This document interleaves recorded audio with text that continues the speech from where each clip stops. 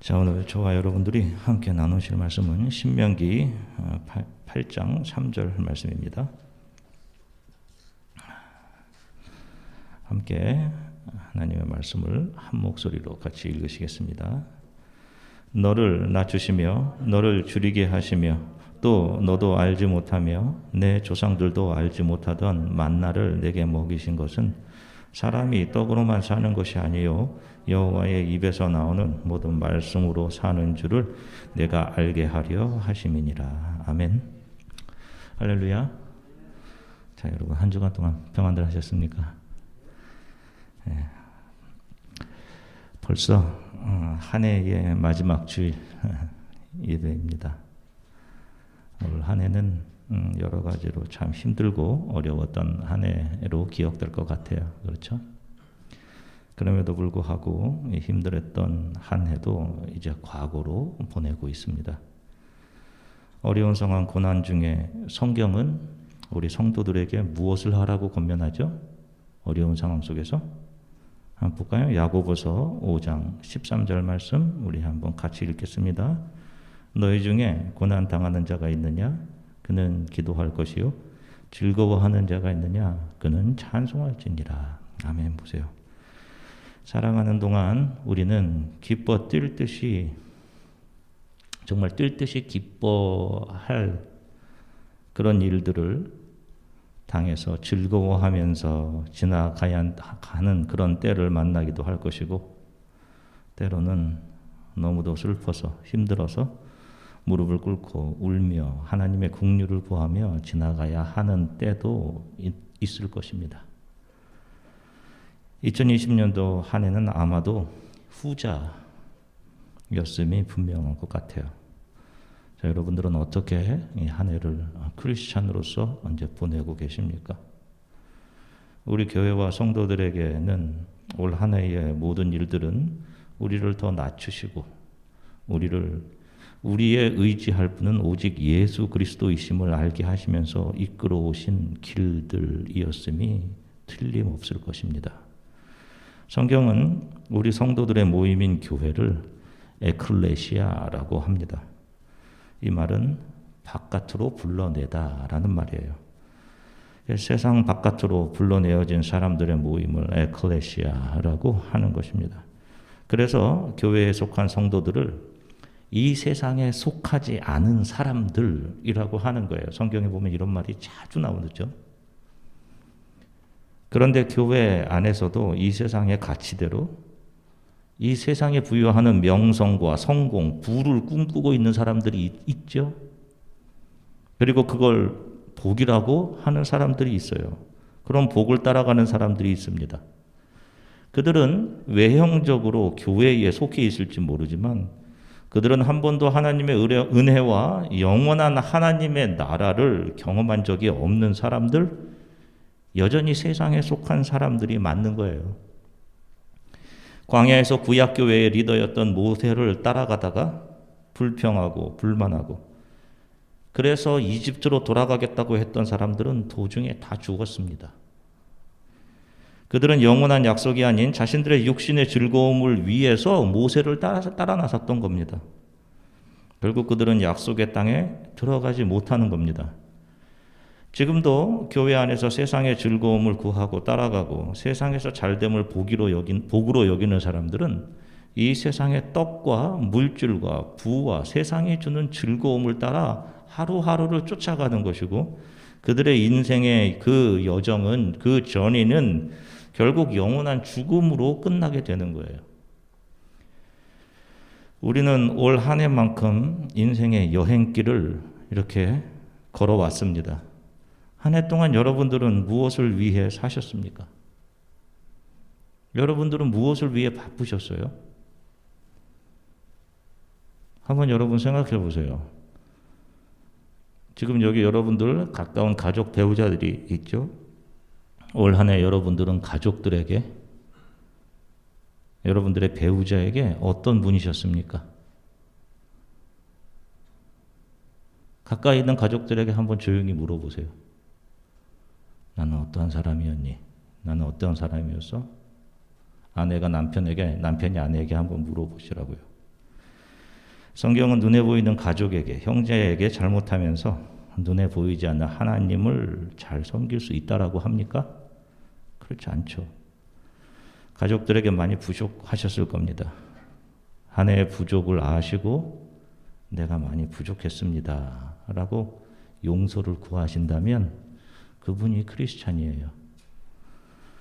우리는 예수를 따라가는 크리스찬들이기에 그 무엇보다 우리에게 중요한 것은 우리들이 신앙의 여정이 어떠했는가를 점검해 보는 것입니다. 하나님 앞에서 나는 과연 어떠한 모습이었을까?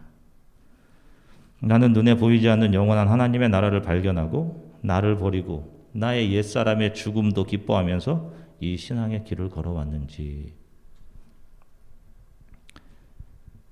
여러분, 매 순간 하나님이 나를 바라보고 계신다는 사실을 기억하고 하나님 앞에 선 사람으로서 그런 마음으로 한 해를 살아오셨습니까? 여러분들이 예수를 믿고 그분을 따르는 성도라면 여러분들에게서는 누구의 모습만 반사되어야 되는 거예요? 예수 그리스도의 모습만 반사되어야 하는 겁니다. 왜? 저와 여러분들은 예수 그리스도의 반사체이기 때문이에요.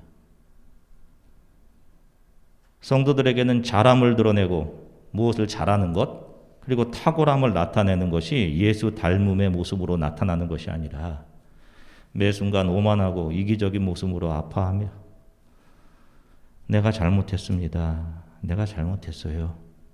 내가 가장 부족한 죄인이에요 라고 가장 낮은 자리에서 머리를 숙이는 것을 예수를 드러냄, 예수 닮음을 반사해냄이라고 하는 거예요.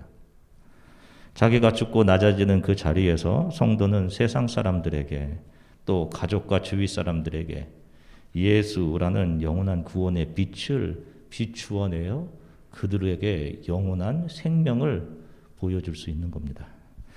자, 하나님께서는 약 4,000년 전에 이스라엘이라는 한 민족을 택하십니다. 그런데 하나님께서는 이스라엘 민족을 선택하신 이유가 있었어요. 그 이유가 무엇일까요? 자, 그 이유는 한 민족을 통해서 모든 민족들에게 하나님을 계시해서 그들에게 하나님이 어떤 분이신지를 보여주시기 위해서 한 민족을 택하신 것입니다. 그리고 하나님의 백성들은 어떻게 사는 것인지를 보여주시기 위해서 그 백성을 선택한 거예요. 그래서 하나님을 잘 알기 위해서는 이스라엘을, 구약교회를 잘 이해해야 합니다. 자, 하나님께서는 그들을 선택하신 이유는 그들에게 어떤 탁월함이나 어떤 도덕적인 고결함이나 그들에게 어떤 특별한 자격이 있어서 그들을 선택한 것이 아니에요. 하나님은 그분이 어떤 분이신지 또 하나님의 자녀들은 어떻게 살아가는 것인지를 보여주시기 위해서 한 민족을 선택해 그들을 하나님의 자녀로 만들어내시는 것입니다. 그런데 그 과정도 아주 독특해요. 자, 이스라엘 민족의 조상은 누구입니까? 누구죠? 아브라함이라고 하시면 절반 정도는 맞는 거예요. 이스라엘의 조상은 야곱입니다. 아브라함에게는 맨 처음 가지게 된 아들이 있었습니다. 자, 그가 누구죠? 맨 처음 가지게 되었던 아들 이스마엘이었습니다. 자, 보시면 그 이스마엘을 통해서 지금 아랍 지역에 사는 이슬람교를 신봉하는 사람들이 나오게 된 거예요. 마호메트도 그쪽에서 나오고.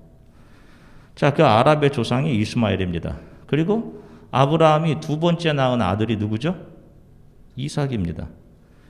두 번째였지만 그는 약속의 아들이었어요. 그 이삭을 통해서 야곱과 에서가 나오죠. 자, 이삭의 둘째 아들 야곱을 하나님께서 그의 이름을 바꾸어 누구라고 부르시죠? 이스라엘이라고 부르잖아요. 그죠? 그래서 아브라함을 이스라엘의 조상이라고 하면 맞긴 맞지만 100점은 아닌 거예요. 아랍 사람들도 아브라함을 자신의 조상이라고 우기고 있단 말입니다. 자신들이 아브라함의 장자인 이스마엘을 통해서 나왔기 때문에 우리는 장자의 후손이야 라고 아랍 사람들이 하는 거예요. 그런데 이삭의 후손들은 자신들이 차자였지만 두 번째였지만 약속의 후손이었다라고 하면서 지금도 이 두 민족이 싸우는 거예요. 아랍 족속과. 자, 하나님께서 한 민족을 통해 하나님을 온 세상에 알리시기 원하셨다면 가장 쉬운 방법은 무엇일까요? 어떤 사람을 선택해서 내가 하나님임을 알도록 한다면 이 사람을 탁월하게 하면 됩니다. 그죠? 이 사람에게 세상은 가지지 못하는 부와 명예를 주시고 평생 일 안 해도 먹고 마실 수 있는 것을 주면 조금 더 부족함 없이 그렇게 주면 세상 모든 사람들이 저 사람이 저들이 섬기는 하나님이 정말 위대하구나 라고 할 거예요. 그렇죠? 그런데 하나님은 그렇게 하지 않으십니다. 하나님의 관심은 세상 바깥에 있는 이 세상 안에 있는 사람들이 하나님을 보게 되는 것에 관심이 있지 않으셔요. 하나님의 관심은 선택한 소수에 있는 겁니다. 항상. 여러분 이것이 성경을 읽어나가는데 아주 중요한 포인트예요. 하나님은 그 소수에게 내가 너희의 아버지야. 내가 너희의 부모야. 그 소수들에게 자신을 알리기 원하신 거예요. 보세요. 하나님은 강하고 유명하고 탁월한 사람을 선택하지 않습니다. 자, 아브라함의 아들인 이삭의 두 아들 에서와 야곱 중 누가 더 자격이 있어 보여요? 장자 에서는 상남자, 강한 힘과 탁월한 사냥꾼이라는 당시 세상을 살아갈 지혜와 기술을 겸비한 그런 사람이에요. 자, 다른 하나는 그 이름에서처럼 야곱, 제이콥, 속이는 자, 70이 다 되도록 집안에만 머물러 있으면서 순박한 형을 속이기 일쑤였고 자신의 지혜를 자신의 유익을 위해서 교묘히 사용하던 그런 사람이에요. 두 아들 중 누가 더 자격이 있어 보입니까? 그런데 하나님은 택함 받은 야곱을 선택하신단 말입니다. 에서에게는 관심도 없으신 거예요, 그냥. 그래서 교회 안에는 이렇게 선택되어진 야곱들이 다수인 겁니다, 이 안에. 가끔씩 교회 안에서도 지독하게 자기 자신만을 생각하고 이기적으로 말하고 하는 사람들을 볼 때 속상하시죠, 여러분? 그죠? 그런데 그런 야곱들이 교회 안에 있는 것 정상인 겁니다. 그들이 그런 삶을 살아가면서 야곱이 나중에 말년에 고백한 대로 험악한 삶을 살아가면서 자기만을 생각하던 이기심, 세상을 사랑하던 욕심이 다 벗겨졌고 하나님 앞에 엎드려 자신의 자격 없음을 깨달아 가게 되는 것, 모든 것이 하나님의 은혜였음을 알아가는 과정을, 그것을 바로 신앙생활 성화의 과정이라고 하는 거예요. 자, 하나님은 이스라엘 백성들에게 땅을 약속하십니다. 그 땅이 가나안 땅입니다.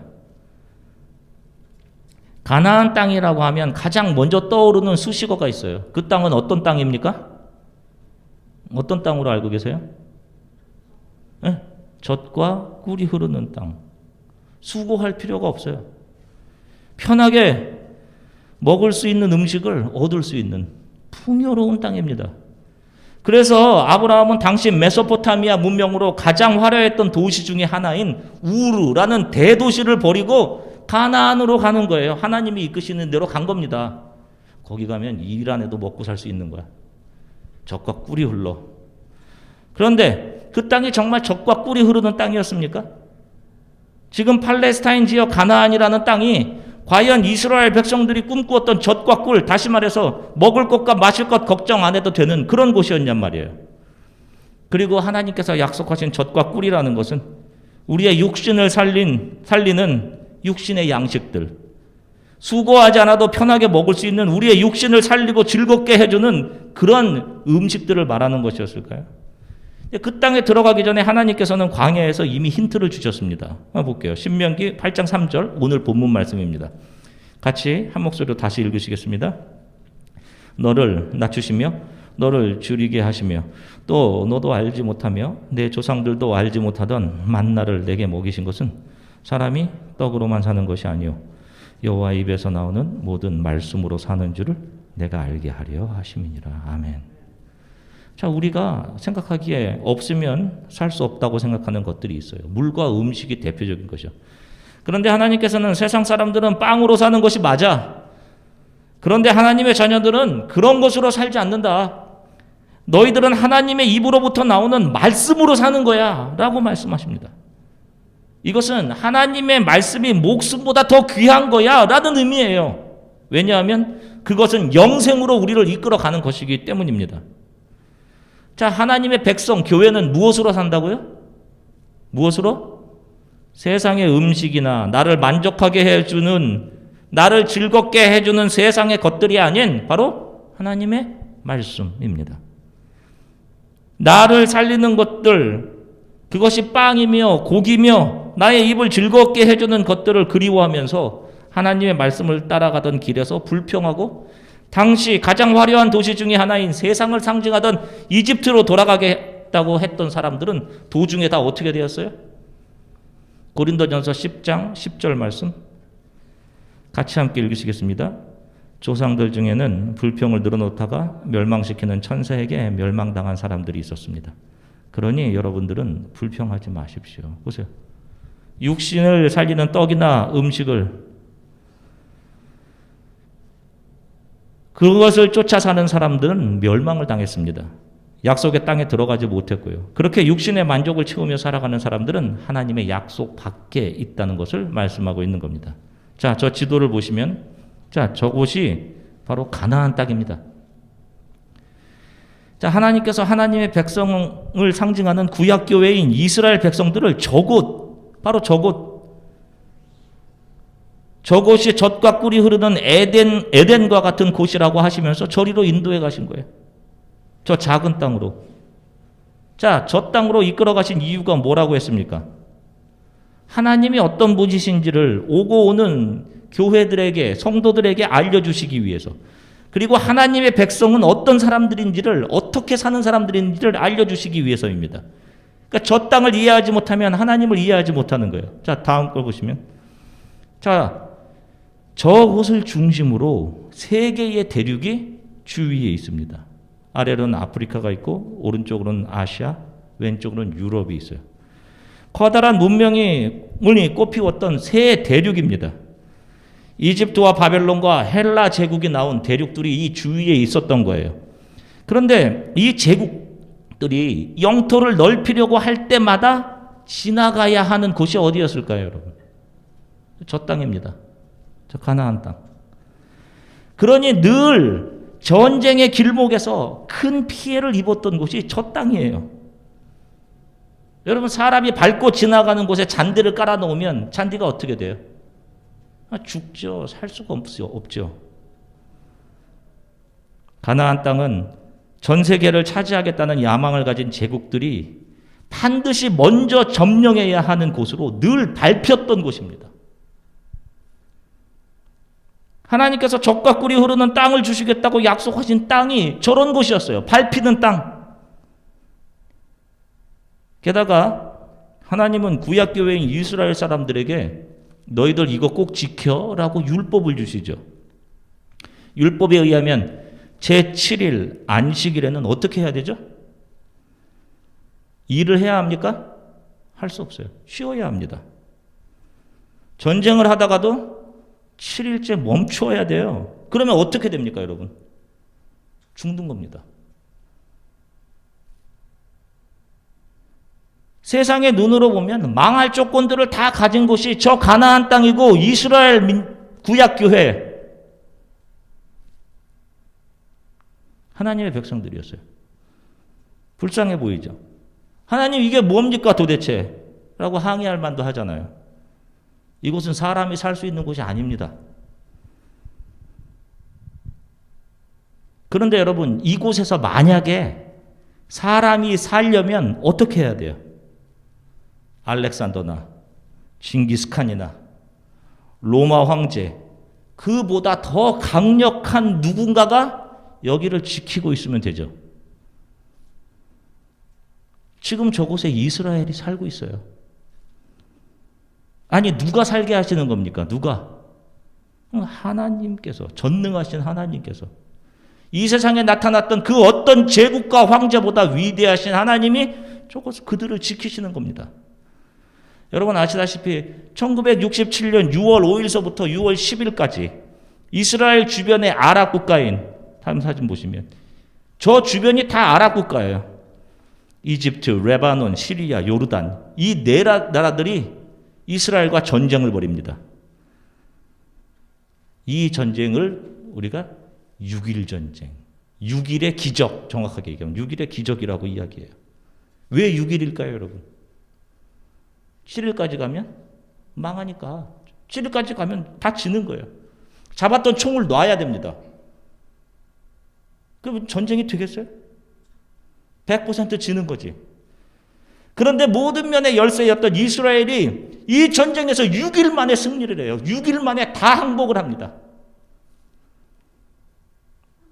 누가 이 작은 땅을, 이 민족을 지키신다는 증거예요? 누가? 하나님. 지금까지 그 이 민족이 사멸하지 않고 저기 저 위험한 땅에 나라로 살아남아 있다는 것? 아니, 오히려 저 작은 나라가, 민족이 세상 대부분 나라들의 두려움의 존재로 건재하고 있다는 것은 이 역사상 그 어떤 제국의 왕들, 그들의 군대보다 그 작은 나라와 민족들을, 구약의 교회를 지키시는 하나님은 위대한 왕이심을 저 구약 교회를 통해서 모든 교회들에게 보여주고 계신 것입니다. 그리고 그의 자녀들이 살아갈 젖과 꿀은 무엇을 상징하는 거예요? 하나님의 말씀으로 사는 거예요. 우리는 말씀을 붙들어라, 그러면 너희는 죽지 않아. 이 사실을 역사 가운데 그대로 보여주신 겁니다. 하나님의 백성들은 빵이 아닌 말씀으로 사는 사람들이 분명한 것입니다. 저와 여러분들은 세상을 뒤로하고 위에서 부르신 부르심, 영원한 하나님의 나라, 거룩한 도성을 향한 전이 집으로 돌아가는 우리 신앙의 여행을 하고 있는 사람들이에요. 우리는 이 세상에 얽매이지 않기 위해 세상에 속한 짐을 가장 가볍게 하고 이 신앙의 여행을 하고 있는 중이에요. 그리고 이 여행은 반드시 끝납니다. 우리는 올 한 해만큼 세상을 뒤로하고 이 여행의 길을 걸어왔습니다. 오늘 이제 마지막 주일, 우리의 신앙의 여정은 어떠했는지 여러분들 스스로 또 집에서 가족들과 한번 나누어 보십시오. 한 해 동안 내가 선택한 길로 걸어왔고 내가 원하는 것을 얻기 위해 했었다면 그 길은 여전히 세상에 속한, 그래서 영원한 죽음으로 가는 길인 거예요. 성도들은 매해가 지날수록 내가 원하는 길, 내가 선택하는 길이 아닌 하나님께서 인도하시는 길, 내가 원하는 바에서 하나님이 원하시는 바로 변해가는 것이 맞는 겁니다. 그래서 매 순간 내 안에 있는 옛사람이 그 길로 가기를 죽을 것 같이 싫어하는 거예요, 여러분. 그게 정상인 거예요. 내 안에서 싫어하는 겁니다, 그 길로 가는 걸. 그래서 매 순간 내 안에 있는 옛사람이 죽어가는 거예요. 반대로 내가 원하는 길, 나의 명성을 찾아가는 길, 내 눈과 입이 즐거운 길은 내 옛사람이 좋아하는 길이란 말입니다.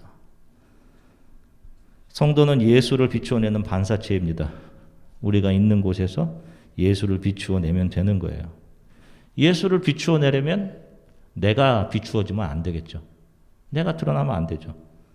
내 욕망과 내 즐거움, 나의 유익들이 버려지고 죽어야, 그래야지만 예수가 성도를 통해 비추어지는 겁니다. 주위 사람들에게, 가족들에게 나는 부족합니다. 그래서 내가 모든 것으로 당신을 섬길게요. 이러한 모습이 비추어져야 하는 거예요, 여러분. 예수께서 내가 여기 온 것은 너희 섬기러 왔어? 라고 하시는 것처럼 그 모습이. 내가 있는 곳이 따뜻한 곳이었으면 좋겠죠, 여러분? 우리 가정이 따뜻했으면 좋겠죠. 우리 교회가 따뜻한 곳이었으면 좋겠죠, 여러분. 그러면 여러분들이 따뜻한 반사체가 되면 돼요, 여러분. 아시겠어요? 여러분들이 따뜻하면 됩니다. 여러분, 그런 반사체들로 살아가십시오. 올 한 해 이제 거의 끝나가죠. 이 한 해처럼 우리의 삶도 끝이 있을 거예요. 그 끝에서 저와 여러분들은 예수의 손을 잡고 영원한 구원으로 들어가게 되는 것입니다. 여러분, 이렇게 올 한 해 여러분들이 어떻게 살아왔는지를 스스로 한번 점검해 보시고 결국 우리의 이 땅에서의 삶 마지막 순간 우리의 손이 예수 그리스도의 손에 붙잡혀 영원한 구원으로 들어가게 되는 그런 놀라운 우리의 신앙의 여정을 잘 마칠 수 있게 되기를 주 예수 그리스도의 이름으로 간절히 축원합니다. 올해 마지막 예배는 우리 이 찬양 1절을 같이 부름으로 마쳤으면 좋겠어요. 주 안에 있는 나에게 한번 같이 불렀으면 좋겠습니다.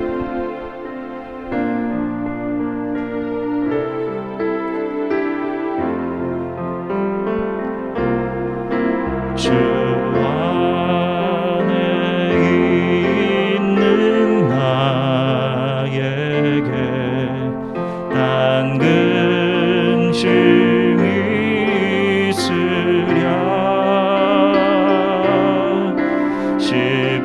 십자가 밑에 나가 내 짐을 풀었네 주님을 찬송하면서 할렐루야 할렐루야 내 앞길 멀고 험해도 나 주님만 따라가리. 아멘. 함께 기도하겠습니다. 오늘은 제가 여러분들을 위해 기도하겠습니다. 사랑해 주님, 참 감사합니다. 주님, 한 해 참 힘들고 어려움이 많았던 해였습니다. 주님, 그럼에도 우리를 살게 하시는 것은 하나님이시고 모든 것이 하나님의 은혜였음을 고백합니다. 주님,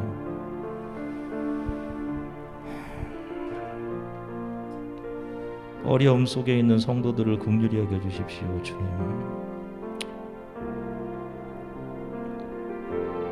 고난 중에서도 긍휼을 잊지 말아주시기를 간절히 소망합니다.